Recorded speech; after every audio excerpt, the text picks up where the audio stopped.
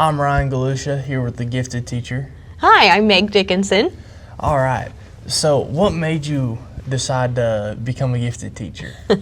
That is a good question. Actually, being a gifted teacher was not something that was really on my radar, but I was really excited about the opportunity to teach and work in the same district where my children go to school. Yeah. And when Ottawa was looking for a gifted teacher, Mr. Vitt reached out and asked if I would be interested in doing that. Most of my career before that has been as a music educator, so this has been a new journey for teaching for me. So I am just in my second year here with the district teaching gifted. Yeah. So far, are you enjoying being a gifted teacher? I am enjoying it a lot. I absolutely love working with the students. They are the very best part of the job. Yeah. Yeah. So you said you were a music teacher before. Were I was. you band, choir? That's a great question.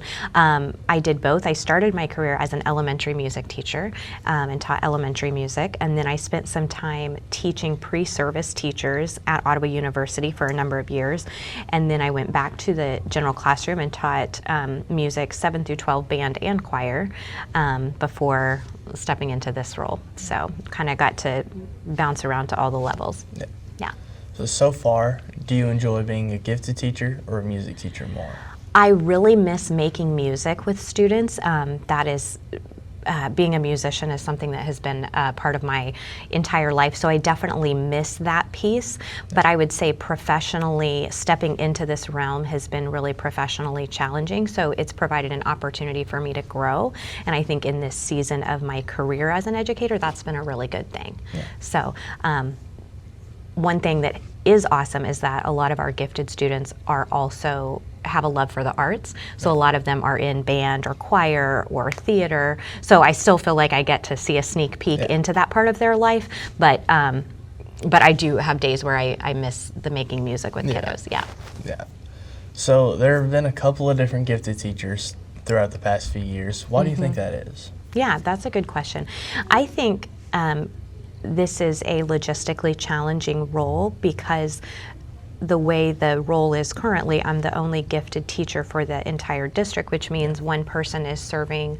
Right now we have about 35 students that receive gifted services, but those students exist in 5 different buildings. Yeah. And so that is a challenge to feel like you can do justice to all the students and to the amounts of documentation that are required. And to creating meaningful instruction for all the students. So I think it has been, it's a challenging role, and I think that's probably maybe why there's been some turnover and transition in this role. Yeah. So as a gifted teacher, what do you think the most important thing is? I think the most important thing is the relationships that we build with our students. I think before they want to receive the academic knowledge that we can impart to them, they want to know that we care about who they are and what's going on in their life, and that we want to show up to the things that are meaningful for them. So I think building those relationships is the first primary task that we have to do before we jump into the learning. And so do you think that with having, you said 35 gifted students, do you think that just having those students all over the grade levels, do you think that's a fun opportunity, or do you think it's a little more challenging? That's a really great question. I will say that I'm fortunate for the background that I have had, because as a music educator, you are licensed K-12. So my previous experience had already had me working with students at multiple grade levels. But I think the needs of elementary gifted students and the needs of those at the middle school level and the needs of those at the high school level are somewhat different because of the season of life that those kiddos are in. So I think it can feel challenging to feel like you're executing each of those developmental seasons appropriately, or to the degree that a person would like to.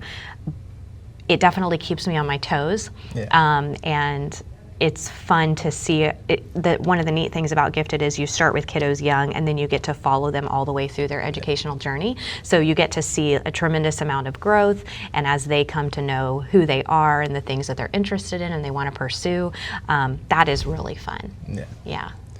So, is there anything else that you would want to add about being a gifted teacher?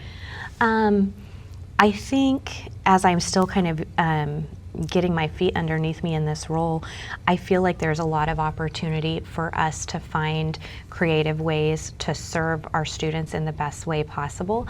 And I think it would be advantageous if we could build consistency in this program, and over time, if we could add additional staff in the gifted department, I think we could be identifying children more rapidly, and I think we could be serving them more adequately and expanding and developing the program in a way that maybe we haven't been able to do in the past. And I think that would be a good goal.